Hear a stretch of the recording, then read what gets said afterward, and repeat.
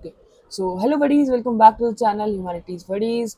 Hope करता हूँ आप सारे अच्छे होंगे और आपकी प्रिपरेशंस भी बहुत अच्छे तरीके से चल रही होंगी। आज मैं आपके लिए लेके आ गया एक नया chapter, Kings farmers and towns. ये हिस्ट्री का सेकंड चैप्टर है फर्स्ट बुक का। इसके हम 25 मोस्ट इंपॉर्टेंट एमसीक्यूज करने वाले हैं सीयूटी के लिए, जिसके बाहर आपको पेपर में कुछ भी नहीं आने वाला। सारे टॉपिक्स इस चैप्टर के इस 25 एमसीक्यूज में कवर होंगे। पीवाईक्यूज एंड क्वेश्चन बैंक से ढूंढ कर ये एमसीक्यूज बनाए गए हैं ताकि आपका सारा कवरेज चैप्टर की अच्छी तरीके से हो जाए।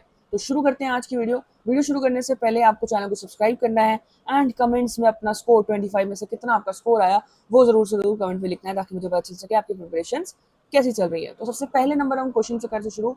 सबसे पहला नंबर क्वेश्चन है, which of the following developments marks the 6th century BCE as turning point in early Indian history. अब क्या डेवलपमेंट्स, ऐसा क्या प्रगति हुई, ऐसी क्या डेवलपमेंट हुई जिससे मार्क होता है कि 6th century BCE शुरू हो गई है, स्टार्ट हो गई है 6th century BCE Indian history में। इसके बाद से बोला जाता है कि इंडियन हिस्ट्री जो है पूरी तरीके से एक तरह से टर्न हो गई, पूरी तरह से बदल गई। तो कुछ ऑप्शन है, beginning of Harappan civilization, emergence of early states, cities and use of iron, arrival of Europeans, beginning of Mughal. अगर एलिमिनेशन मेथड से जाएं, मुगल्स बहुत देर बाद आते हैं, यूरोपियंस भी बहुत देर बाद आते हैं एंड हड़प्पन सिविलाइजेशन इससे पहले होता है। Answer is emergence of early states, cities and use of iron. अब इस टाइम पे क्या होता है, इस टाइम पे महाजनपदास, एक इंपॉर्टेंट आपके लिए टर्म आएगी महाजनपदास, मतलब बहुत बड़े रिपब्लिक्स, लोगों के द्वारा चलाए गए रिपब्लिक्स, महाजनपदास। महा मीन्स बिग, जना मीन्स पीपल, ये जो पदास इसका मतलब है गवर्नेंस या फिर इसका बोलते हैं गद्दी, गवर्नेंस गद्दी या फिर अथॉरिटी। अब पीपल की बहुत बड़ी अथॉरिटी, वो जगह बहुत जगह जहाँ पे पीपल की अथॉरिटी है उसको महाजनपदास कहने लगा। इंडिया में टोटल हमने 16 महाजनपदास देखने को मिले जो इस चैप्टर में हम पढ़ने वाले हैं। इसी टाइम पे आयरन का भी यूज बहुत ज़्यादा शुरू होने लग जाता है जो कि मार्क करता है डेवलपमेंट इन हिस्ट्री। आयरन जो है एक बहुत इंपॉर्टेंट हमारा मेटल है। जब भी हम बात करते हैं कि अगर इस आयरन की यूज़ होने लग जाए तो हमें समझ आ जाता है कि हाँ, जो है डेवलपमेंट है वो होनी शुरू हो गई है। द एक्सप्लेनेशन, अगर एक्सप्लेनेशन में जाए तो यही चीज़ें बता रहा है कि 6th century BC से हमने डेवलपमेंट और एकदम टर्निंग पॉइंट देखा, क्योंकि यहाँ पे आयरन का यूज होना शुरू हो गया था। महाजनपद, सिटी, अर्बन सेंटर्स हमने देखने शुरू कर दिए। बुद्धिज्म एंड जैनिज्म का भी इसी टाइम पे ग्रोथ हुआ, जिससे पॉलिटिकल, इकोनॉमिकल एंड सोशल जो है ट्रांसफॉर्मेशन हो गई। अच्छा, अब next question, the term janapada, janapada का क्या मतलब है? A kingdom ruled by king, land where tribe और people settled, a religious centre और a fortified capital. The answer is land where a tribe और people is settled. Explanation, janapada जो है एक मतलब होता है जना, लैंड ऑफ अ जना, जना मीन्स पीपल, मैंने आपको बताया पहले ही। और लैंड, पदा means land, land of people. इससे पता लगता है कि यहाँ पे एक टेरिटरी होगी जिसके ऊपर जो है ट्राइब वगैरह कोई लोगों का जो जो गिल्ड है, श्रेणी है, वो रहती होगी, जिससे उनका एक पूरा शोकेस हुआ पावर का। Showing the transition from tribal territorial political organization. अब पहले लोग क्या करते थे, ट्राइबल जो है, ट्राइबल एकदम जो गुटों की तरह एक साथ रहते थे। अब पर लेकिन जो ट्राइबल्स होते थे वो एक एक जगह टिके नहीं रहते थे, घूमते रहते थे और उनका कोई फिक्स्ड बॉर्डर नहीं होता था, कोई उनका फिक्स बॉर्डर नहीं होता था, वो अलग अलग जगह चलते रहते थे। ठीक है, पर लेकिन अब टेरिटोरियल पॉलिटिकल ऑर्गेनाइजेशन शुरू हो गई जिसपे लोग एक जगह कन्फाइंड होके रहने लग गए और अपनी बॉर्डर को उन्होंने फेंस करना शुरू कर दिया कि ये मेरी टेरिटरी है, इसके बाहर से कोई अंदर नहीं आ सकता मुझ पे कैप्चर करने के लिए, और आप भी अगर जाओगे तो आपको कैप्चर करके वो हिस्सा अपने अंदर अक्वायर कर सकते हो। तो ये पॉलिटिकल ऑर्गेनाइजेशन का, टेरिटरी का कॉन्सेप्ट जो है जनपदा के बाद बनना शुरू हो गया। Next question, which one of the following was not on of the mentioned mahajanapadas in early text? Mahajanapadas मैंने आपको बताया, 16 टोटल महाजनपदास हमने देखने को मिलते हैं अर्ली टेक्स्ट में। अब उनमें से कौन सा है इसमें से, इन ऑप्शंस में से जो नहीं था? मगध था, अवंती था, गंधारा था, विजयनगर था। विजयनगर नहीं था। विजयनगर 16th सेंचुरी के आसपास आता है, जो है 6th century CE and 6th century BC में ये नहीं था। विजयनगर जो है बहुत ज़्यादा मिडीवियल पीरियड में आता है। अवंती, मगध, गंधारा जो है 6th century BC के दौरान एग्जिस्ट करते थे। अब आगे बढ़ने से पहले ये मेरे सोशल्स हैं, ह्यूमैनिटीज़ बडी _7, ये मेरा इंस्टाग्राम है, इस पर आप डीएम कर सकते हैं कोई भी क्वेरी हो आपको। ये मेरा यूट्यूब चैनल है, यूट्यूब चैनल भी सेम हैंडल है, इस पर अभी आप वीडियो देख रहे हो ये वाली, यहाँ पे आपको जरूर सब्सक्राइब करना ताकि आपको और चैप्टर्स की वीडियो ऐसी मिलती रहे। ये मेरा टेलीग्राम है, इसमें आप मेरे को PYQs, notes and question banks के लिए मैसेज कर सकते हो, मैं आपको वो सेंड कर दूंगा। ठीक है, बढ़ते हैं नेक्स्ट क्वेश्चन की तरफ। MCQ number 4, what was the main political difference between kingdoms and ganas and sanghas? अब मेन डिफरेंस क्या है किंगडम और गनास एंड संघर्ष में? डिफरेंस क्या है? Kingdom had no rulers, ganas were ruled by collectively by a group, kingdom followed democracy, ganas had no taxation होती थी, किंगडम्स में कोई डेमोक्रेसी नहीं होती थी, ganas were ruled by collectively by a group, या फिर kingdom had no rule, kingdoms के रूल होता है, किंगडम में ही किंग आता है तो रूलर्स तो थे। गनास जो होते हैं ना वो लोगों के द्वारा, बहुत सारे ग्रुप ऑफ कलेक्टिवली रूलर्स के द्वारा जो है रूल किए जाते हैं। संघ आपने सुना होगा, संघ एक लोगों का ग्रुप होता है जिसमें कोई पर्टिकुलर लीडर नहीं होता, बड़े सारे लीडर्स होते हैं, एक साथ मिलकर डिसीजन बनाया जाता है। तो गनास जो है ruled collectively by a group, एक बंदा कोई रूल नहीं करता है। Kingdoms had a single ruler king while ganas and sanghas were oligarchies. Oligarchies होता है एक से एक और मोर जो है, एक से ज्यादा जो है रूलर्स हो, जहाँ पे टू और मोर जहाँ एक से ज्यादा हो, मतलब दो हो या फिर उससे ज्यादा रूलर्स हो, पावर को शेयर किया जाता हो among a group of people often called राजाज। राजाज में एस आ गया यहाँ पे, एक राजा मतलब सिंगुलर राजा, एंड राजाज मतलब बहुत सारे रूलर्स के साथ में जो है रूल किया जाता है।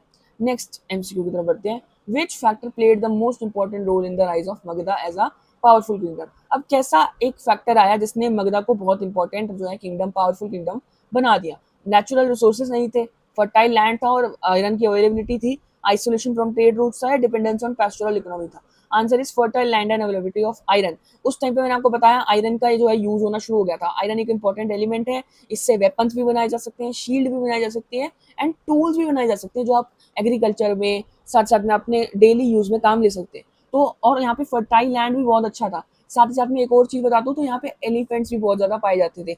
उस टाइम पे वॉर्स में एलिफेंट जो है बहुत ज्यादा यूज किए जाते थे, इसलिए ये जो है इंपॉर्टेंट पावरफुल किंगडम बन गया।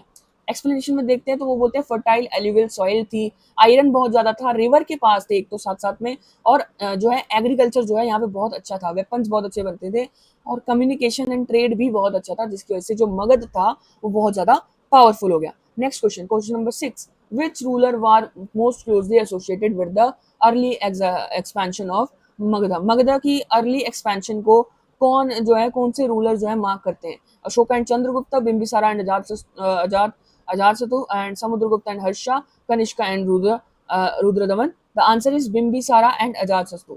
ये जो है बुद्धिस्ट जो है टेक्स्ट में, जैन टेक्स्ट में हमें पता चलता है कि मगध के बहुत इंपॉर्टेंट रूलर्स थे। ये दोनों ने मगध को ग्रो करने में बहुत ज्यादा हेल्प करी थी। इन्होंने फाउंडेशन एक ले करी किंगडम्स और बहुत ज्यादा स्ट्रॉन्ग एम्पायर्स बनाने में। ये हमें बुद्धिस्ट एंड जैन टेक्स्ट में पढ़ने को इनके बारे में मिलता है। नेक्स्ट क्वेश्चन, पाटलिपुत्र जो है कैपिटल क्यों बनाई गई मगध की? Okay, it was a religious center. It was located at a strategic river junction. It had mountains for protection. It was far from enemies. The answer is it was located at a strategic river junction. अब पाटलिपुत्र जो है ना reverse के Confluence के में रहता है। Confluence होता है जब जहाँ एक से ज्यादा रिवर्स एक साथ जो है चल रही हूँ तो उसको जो है कॉन्फ्लुएंस बोला जाता है। अब गंगा एंड सोन रिवर जो है एक साथ चल रही थी पाटलिपुत्र में, तो ये बहुत ज्यादा कम्युनिकेशन के लिए, डिफेंस के लिए, एडमिनिस्ट्रेशन के लिए बहुत ज्यादा एकदम टैक्टिकल जो है डिसीजन बन जाता था पाटलिपुत्र को कैपिटल बनाने के लिए। तो पाटलिपुत्र इसी रीजन की वजह से कैपिटल थी। Which source provides the most direct evidence about the policies of Ashoka? Ashoka जो एक रूलर थे हमारे मौर्यन एम्पायर के, उनकी पॉलिसीज के बारे में हमें किस सोर्स से पता चलता है? वेदास से पता चलता है, अर्थशास्त्र से पता चलता है, अशोकन इंस्क्रिप्शन से पता चलता है, या संगम लिटरेचर से पता चलता है? संगम लिटरेचर नहीं है, ये विजयनगर के टाइम और 1615 मिडिवल टाइम के टेक्स्ट हैं। अर्थशास्त्र के टाइम, अर्थशास्त्र जो है हमारे चंद्रगुप्त मौर्य के टाइम का है। वेदास की बात करें तो वेदास उससे पहले का है। तो आंसर इज अशोकन इंस्क्रिप्शंस। अब अशोका क्या करते थे? अशोका जब भी कहीं पे मैसेज भेजना हो तो वो अपना एक बड़ा सा पिलर या फिर दीवार के ऊपर इंस्क्रिप्शन लिखवा देते थे, जहाँ पे भी मैसेज देना हो तो वो उन मैसेज पे अपना पूरा उस दीवार पे या उस पिलर पे अपना मैसेज लिखते थे और उसको स्तंभ को एस्टैब्लिश कर देते थे उस जगह पे, ताकि लोग जो है पढ़ सके। Ashokan inscriptions are direct royal orders engraved on rocks and pillars. They provide first-hand information about his policies and धम्मा। धम्मा क्या है? धम्मा में आगे वैसे ही पता चलेगा, लेकिन अगर आपको बता दूं तो ये रिलीजियस पॉलिसी है अशोका की। अशोका जो है एक रिलीजियस पर्सन थे जो बुद्धिज्म में बहुत ज़्यादा मानते थे और प्रोपोगेट करते थे अपना जो है रिलीजन के आइडिया को, तो उसको धम्मा के द्वारा प्रोपोगेट करते थे, मतलब आगे फैलाते थे। अब हमें फर्स्ट हैंड इन्फॉर्मेशन जो है अशोका के बारे में उसके पिलर से, उसके इंस्क्रिप्शन से मिलती है। Next question, question number 9, Ashoka's concept of Dhamma mainly emphasize, मैंने आपको बताया, आगे बताते हैं। तो धम्मा क्या था? मोरल कॉन्टेंट एंड टॉलरेंस थी, मिलिट्री एक्सपेंशन था, इकोनॉमिक रिफॉर्म्स था, रिलीजियस कन्वर्जन था। कन्वर्जन नहीं था रिलीजन्स का, मिलिट्री एक्सपेंशन नहीं थी, इकोनॉमिक रिफॉर्म्स नहीं थी। आंसर है मोरल कॉन्डक्ट एंड टॉलरेंस। अब धम्मा में जो था क्या नाम है, धम्मा जो है एक राइमिंग आप समझ सकते हैं वर्ड किसकी, धर्मा से।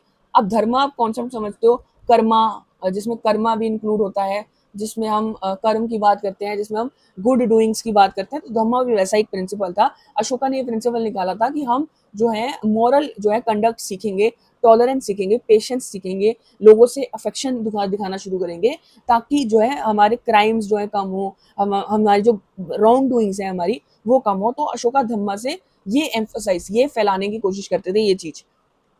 धम्मा focus on ethical behaviour. Ethical होता है जो सामाजिक तौर पे आपको कैसे पेश आना है, सामाजिक तौर पे आपको कैसे पेश आना है, रिस्पेक्ट कैसे करनी है एल्डर्स की, रिलीजन्स की टॉलरेंस कैसे करनी है। रिलीजन्स की टॉलरेंस का मतलब है कि वहां पे बहुत सारे रिलीजन थे, बुद्धिज्म था, जैनिज्म था, हिंदुइज्म था, तो कैसे एक साथ टॉलरेंट करके वो एक साथ रहते थे। कोई एक धर्म को प्रॉपर प्रेफरेंस नहीं दी जाती थी। नॉन वायलेंस का भी कहा जाता था। एक पूरी तरीके से रिलीजन नहीं था ये अपना, क्योंकि वो खुद ही बुद्धिज्म को फॉलो करते थे, पर लेकिन ये मॉरल कोड ऑफ कंडक्ट था। मॉरल मतलब कैसे समाज में पेश आना है, कैसे जो है एथिकल बिहेवियर आपने करना है। Who were the dhamma mahatmas appointed by Ashoka. अब धम्म महामतास कौन थे? धम्मा जो है उसका मॉरल कॉन्डक्ट था। अब महात्मास थे जो इसको प्रोपोगेट करते थे, आगे फैलाते थे। अब वो एक तरीके से ऑफिशियल्स थे जो कि धम्मा को फैलाने का काम करते थे। जो ये धम्म महामताज हैं, ये अशोका खुद अपॉइंट करते थे, इनको खुद सिखाते थे, फिर उसको उनको जो है पूरे एम्पायर में भेजते थे, ताकि वो मैसेज, धम्मा का जो मैसेज है वो आगे पहुंचा सके। Next question, which statement best describes modern administration. Modern administration को क्या चीज बेस्ट डिस्क्राइब करती है? कंप्लीटली डिसेंट्रलाइज था, सेंट्रलाइज था बट नॉट यूनिफॉर्म था, बेस्ड ओनली ऑन रिलीजन था, या कंट्रोल्ड इंटायरली बाय विलेज था। सेंट्रलाइज था बट नॉट यूनिफॉर्म। अब जो देखो इसमें देखेंगे, मॉडर्न रूल जो था ना, कैपिटल में स्ट्रॉन्ग था। जैसे आप देख सकते हैं, ऐसा अगर समझ लीजिए मॉडर्न एम्पायर है, यहाँ पे बीच में जो है हमको देखने को मिलता है इनका कैपिटल है, ये बहुत ज्यादा स्ट्रॉन्ग था। पर ये जो यहाँ पे रीजन है, यहाँ पे रीजन है, छोटे छोटे रीजन है, यहाँ पे थोड़ा वीक थे, क्योंकि इनसे ये यहाँ पे बहुत ज्यादा दूरी बन जाती है। अब यहाँ जो डिसीजन लिया जाता है, यहाँ तक पहुंचने में काफी टाइम लगा देता था, तो ये थोड़ा वीक हो गया था। और यहाँ पे जो रूल भी लोग करते थे वो सेमी ऑटोनोमस होते थे। सेमी ऑटोनोमस का क्या मतलब है? सेमी ऑटोनोमस का मतलब है कि वो खुद से डिसीजन ले सकते हैं, और उनको पूछना पड़ेगा किंग से, और काफी तरीके से वो खुद डिसीजन भी लेते थे। एडमिनिस्ट्रेटिव कंट्रोल जो था ना, वेरी करता था एम्पायर में, क्योंकि इतना बड़ा एम्पायर था उनका, इतना ज्यादा साइज था, इसकी वजह से कंट्रोल करना सेंटर से थोड़ा सा मुश्किल था। भले ही सेंटर में अच्छा रूल था, लेकिन बाहर बाहर में डील थी ज्यादा। अर्थशास्त्र प्रोवाइड्स इंफॉर्मेशन मेनली अबाउट। अब अर्थशास्त्र एक टेक्स्ट है मौर्यन एम्पायर के बारे में।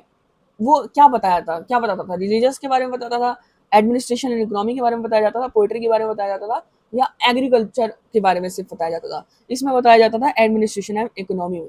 अब एडमिनिस्ट्रेशन एंड इकोनॉमी मतलब जो गवर्नेंस होती थी, कैसे गवर्नेंस लाई जाती थी मॉडर्न एम्पायर में, और कैसे करना चाहिए गवर्नेंस, वो अर्थशास्त्र में बताई गई थी। ये चाणक्य ने द्वारा लिखी गई थी। चाणक्य जो है जो चंद्रगुप्त मौर्य के जो एडवाइजर थे, जो उनके गुरु थे, वो चाणक्य के द्वारा जो है ये लिखी गई थी।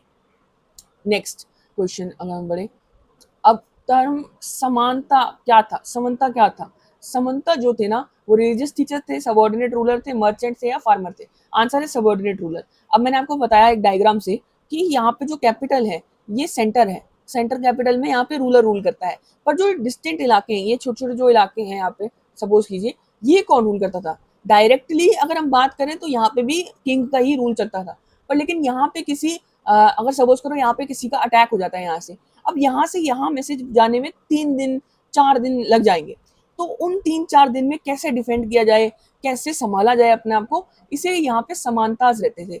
समानता जो है ना, पहले के यहाँ के रूलर्स हुआ करते थे, या फिर पहले के यहाँ पे जो इस इलाके को ओन करते थे वो हुआ करते थे। जब एक एम्पायर ने इनको अक्वायर करा, तो इनको अपने अंडर ले लिया कि आप यहाँ पे रूल तो करते रहो, पर लेकिन आप हमें रिपोर्ट करोगे, हमारे अंडर आया करोगे। तो ये समानताज होते थे। समानताज जो है सबऑर्डिनेट रूलर होते थे। एक मेन रूलर होता था, फिर उसके बाद सबऑर्डिनेट रूलर होता था। समानताज को एक तरीके से लोकल रूलर्स भी कहा जाता था। इन्होंने किंग की अथॉरिटी एक्सेप्ट कर ली है, और ये उनको ट्रिब्यूट देते हैं, मिलिट्री सपोर्ट देते हैं, पर लेकिन अपनी तरफ से थोड़ा बहुत इंडिपेंडेंट भी रहते हैं। अब देवपुत्रा का टाइटल जो है कुशाना रूलर्स ने क्यों अडॉप्ट किया? देवपुत्र अपने आप को क्यों कहलाते थे वो?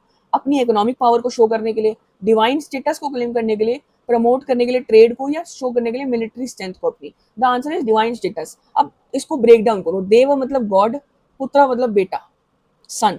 अब गॉड का सन कहलाने की वजह से लोगों के बीच में लेजिटिमेसी आ जाती है उनके लिए। लेजिटिमेसी मतलब उनकी तरफ से एक मतलब एक लेजिटिमेसी आ जाती है उनकी तरफ से, मतलब उनको लोग समझने लग जाते हैं उनको कि हाँ ये गॉड के ही सन है, ये गॉड की ही लीनियज है, गॉड के बाद ही ये आते हैं और ये हमारा उद्धार करेंगे, हमारे को हेल्प करेंगे। इसलिए लोग ज्यादा उनको ट्रस्ट करेंगे, लोग के लिए ट्रस्ट इनके तरफ बढ़ने लग जाएगा। इसीलिए उन्होंने देवपुत्र सन ऑफ गॉड ऐसा जो है टाइटल जो है लेना शुरू कर दिया।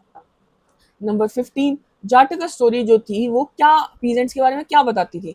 वो वेल्दी थे ये बताती थी, उन्होंने हैवी टैक्सेस के अंदर दौरान सफर किया वो बताते थे, रूलर्स नहीं थे ये बताया, या कंट्रोल करते थे ट्रेड को ये बताया। The answer is they suffer due to heavy taxes. अब जो पीजेंट्स की कहानियां जो होती है ना वो जातक स्टोरी में लिखी जाती हैं, एक कहानी के तौर पे जो है उनकी डेली लाइफ के बारे में लिखा जाता है। उसमें हमें बताया जाता है कि वो डेली तौर पे एक्सप्लॉइटेशन जो है अत्याचार एक तरीके से जो है फेस करते थे, क्योंकि टैक्सेस ही वहाँ पे इतना था, टैक्सेस इतने थे, कुछ कुछ तो अपना विलेज छोड़ के भाग भी गए ऐसी कंडीशंस में जहाँ पे उनको बहुत ज़्यादा तकलीफ महसूस हुई।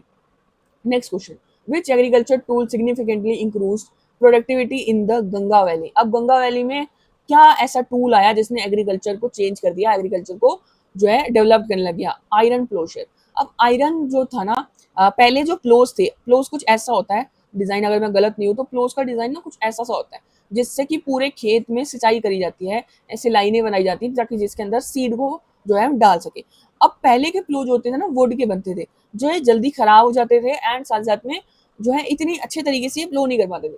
और जब से आयरन मिला तो टिप्स पे आयरन लगाने शुरू कर दिया। आयरन लगाने से क्या होता है, अच्छे से जो है अंदर से डीप तरीके से जो है खेती हो सकती थी। अब गंगा वैली में क्या था, ऊपर ऊपर की मिट्टी जो है सैंड से भरी होती है, और लेकिन नीचे की मिट्टी एलुवियल है, बहुत ज्यादा जो है डेवलपमेंट जिससे करी जा सकती है। इसीलिए जो है आयरन प्लोशेयर जो था, आयरन के प्लोज जो थे, उनकी वजह से जो है एग्रीकल्चर जो है इंक्रीज हुआ गंगा वैली में। Okay, iron pleasure allowed deeper tilling, मैंने आपको बताया ना कि अंदर तक अच्छे तरीके से फर्टाइल सॉइल को निकाला जा सकता है जिससे कि जो सीड की ग्रोथ है वो जो है बढ़ सके। अब इससे क्या हुआ, एग्रीकल्चर बढ़ने से पॉपुलेशन भी बढ़ी, पॉपुलेशन बढ़ी, इकोनॉमी बढ़ी, और बहुत ज्यादा डेवलपमेंट में जो हमें गंगा वैली के पास देखने को मिले। Next question, what does the transplanting technique in agriculture involve? Transplantation, transplantation मतलब से ही समझ आ जाता है कि सीडलिंग को फील्ड्स में ट्रांसफर करना। अब देखो, एक फील्ड है, ऐसी फील्ड है, अब यहाँ पे प्लांट उगा हुआ है, यहाँ पे प्लांट बार बार उग रहा है, अब यहाँ नहीं उग रहा, तो आप उसको यहाँ से यहाँ प्लांट करोगे ताकि वो यहाँ पे भी उगना शुरू हो जाए, यहाँ से यहाँ प्लांट करोगे ताकि यहाँ पे भी उगना शुरू हो जाए। ये होता था transferred seedling to fields. In transplantation seedlings are grown separately and then planted in prepared fields. This increase crop yield especially for rice. अब नेक्स्ट क्वेश्चन, गजापति किसको कहा जाता था? किंग को कहा जाता था, हेड ऑफ हाउस होल्ड या लैंड ओनर को कहा जाता था, या फिर प्रीस्ट को कहा जाता था, या सोल्जर को कहा जाता था? आंसर है head of household and landowner. अब गजापति क्या होता है? Gajapati means, gaja means house and pati means owner, तो नाम से ही अगर आप समझ जाओ तो गजापति मीन्स लैंड ओनर। ठीक है, okay. Next question, land grants during this period were generally recorded on paper, copper plates, would या फिर cloth? The answer is copper plates. अब पेपर पे करते तो ज्यादा टाइम तक बचते ना, और उस टाइम पे इतना डेवलपमेंट भी नहीं थी कि पेपर को बनाया जाए, पेपर को बनाया जाए। वुड पेरिशेबल होता है, क्लोथ भी पेरिशेबल होती है। अब कॉपर प्लेट में क्या किया जाता था, एक ऐसा तरीके से छल्ला बनाया जाता था जिसमें ऐसे करके कई सारी कॉपर प्लेट्स लगा दी जाती थी। अब उन कॉपर प्लेट्स में एक एक करके इंस्क्रिप्शन लिखा जाता था कि हाँ हमने इस बंदे को इस टाइम के दौरान इस जो है वजह से लैंड को जो है ग्रांट किया, इस तरीके से लैंड दिया, कहाँ का लैंड दिया, वो भी जो है लिखा जाता था पूरी तरीके से कॉपर जो है inscription. Copper plates are durable and served as a legal document for recording land grants given to Brahmanas और institutions. Next question, the term agrahara refers to, agrahara क्या होता था? Military base, land granted to Brahman, state centre या village council? Answer is land granted to Brahmans. Agrahara, agrahara, अब देखो Brahmins को जो land दिया जाता था उनको अग्रहारा कहा जाता था, ये टैक्स फ्री होते थे, इस पे टैक्स देने की कोई जरूरत नहीं है। अब इस पे जो है जो टैक्स होगा वो ब्राह्मण्स खुद यूज कर सकते हैं, और पूरी तरीके से रेवेन्यू राइट्स हैं लैंड के ऊपर कि आप कुछ भी आप इस लैंड पे कर सकते हो, खेती करनी खेती करो, लोगों को गवर्न करना है खुद करो। ये जो है ब्राह्मण्स को सिर्फ दिया जाता था। Next question, why were the early towns located along the trade routes? अब ट्रेड रूट्स के अलोंग अलोंग जो है अर्ली टाउन्स मतलब गांव जो बसाए जाते थे वो ट्रेड रूट के पास क्यों बसाए जाते थे? इजी कम्युनिकेशन एंड एक्सचेंज की वजह से। अब देखो, आप एक दूर दराज गांव में रहते हो कहीं पे, और आपको दिल्ली बार बार आना पड़ता है, क्यों? क्योंकि आपको जो है यहाँ से बस पकड़नी है कहीं और शहर के लिए, किसी और शहर के लिए, ट्रेन पकड़नी है कहीं के लिए, एयरपोर्ट जाना है कहीं के लिए। तो वैसे भी वहां के टाइम पे भी जो ट्रेड रूट्स थे ना वो जो है नदी से होते थे। नदी जो है नदी जैसे नदी होती है ना पूरी, उसके पास जो है टाउन्स बनाए जाते थे, क्योंकि यहीं से शिप्स जाती थी, यहीं से लैंड का रास्ता बनाया जाता था, ताकि आसपास की जगह में जहाँ पे भी कम्युनिकेशन करना है, एक्सचेंज करना है, वहाँ पे जा सके। इसलिए जो है टाउन जो है कम्युनिकेशन एंड एक्सचेंज के लिए आसपास जो है ट्रेड रूट्स के आसपास जो है लोकेट किए जाते थे। Guilds श्रेणीज were important because they guilds मैंने आपको बताया श्रेणीज, जहाँ पे कई सारे एक प्रोफेशन के लोग या एक टाइप के लोग जो है इकट्ठा होते थे, बैठक करते थे, अपने डिसीजन लेते थे। उनका इंपॉर्टेंस क्या थी? Controlled armies, organize craftsman and merchants, rule villages, collected answer. Answer is organize craftsman and merchant. अब मैंने आपको बताया एक तरीके के प्रोफेशन के लोग एक साथ, जैसे यूनियन होती है ना लोगों की, जैसे कोई भी प्रोफेशन की यूनियन है, वैसे ही गिल्ड्स एंड श्रेणीज हुआ करती थी क्राफ्टमैन एंड मर्चेंट्स की, जो एक साथ इकट्ठा होते थे, डिसीजन लेते थे, एंड जो है रूलर के खिलाफ करते थे या फिर रूलर के साथ रहते थे। ओके, ये इकोनॉमी में बहुत ज्यादा ग्रोथ का एक तरीके से ग्रोथ करने के लिए हेल्पफुल थे। Next question, punch marked coins. अब इस टाइम पे हमें पंच मार्क्ड कॉइन्स देखने होते हैं। पहले जो कॉइन्स अगर हमें देखने को भी मिले हैं ना कॉइन्स, तो उन कॉइन्स पे कुछ लिखा नहीं होता था, बस ऐसे शेप में होते थे। अब जो हमें कॉइन्स देखने को मिले इस टाइम पे, उनके ऊपर पंच मतलब किसी चीज से कुछ बनाया, आकृति बनाई होती थी, कुछ नंबर लिखा होता था, कुछ चीज लिखी होती थी। अब वो सिग्निफिकेंट क्यों थे? सिग्निफिकेंट मतलब इंपॉर्टेंट क्यों थे? वो गोल्ड के बने होते थे, फैसिलिटेट ट्रेड करते थे, या वर डेकोरेटिव थे, या were used in rituals? Answer is these coins were made of silver and copper and help to standardize transaction, boosted trade activities across the regions. Next question, which rulers issued coins with names and images? कौन से rulers थे जिन्होंने coins में अपना नाम लिखना शुरू करा और अपनी इमेज बनानी शुरू करी? The answer is Indo Greeks. Indo Greek ऐसे रूलर थे जिन्होंने अपनी फेस जो है, पोर्ट्रेट जो है, इंस्क्रिप्शन जो है कॉइन्स के ऊपर लिखना शुरू करा, और ये कॉइनेज का डेवलपमेंट स्टेज माना जाता है कि कॉइनेज यहीं से डेवलप्ड हुई इंडिया में पूरी तरीके से। नेक्स्ट क्वेश्चन न्यूमिस्मैटिक्स पूछ रहा है, लास्ट क्वेश्चन है हमारा। न्यूमिस्मैटिक स्टडी किस चीज की स्टडी है? इंस्क्रिप्शन की, कॉइन्स की, एग्रीकल्चर की, लिटरेचर की? नाम से समझो, न्यूमिस मतलब नंबर्स, मैटिक्स मतलब स्टडी, न्यूमिस्मैटिक्स कॉइन्स की स्टडी। अब कॉइन्स को जो हम चेक करते हैं कि कॉइन्स कब यूज करे होंगे, कितने के होंगे, क्या वैल्यू रहती होगी, किस मटेरियल से बनेगी, ये न्यूमिस्मैटिक्स होता है। हिस्टोरियन को समझ आता है इससे ट्रेड कैसी होगी, इकोनॉमी कैसी होगी, पॉलिटिकल अथॉरिटी कहाँ की है, क्रोनोलॉजी कहाँ है। ये बहुत इंपॉर्टेंट सोर्स है। इससे हमें सब कुछ एक राज्य के बारे में पता चल सकता है कि यहाँ की इकोनॉमी अच्छी थी कि बुरी थी। बस यही थी आज की वीडियो में। Thanks for watching. अगर आपको इस चैप्टर के PYQs नोट से यही PDF चाहिए तो आप मेरे को DM कर सकते हो। चैनल को सब्सक्राइब करना मत भूलना और अपना स्कोर जो है कमेंट्स में रखना मत भूलना। इसीलिए आज के लिए बस इतना ही। Thank you.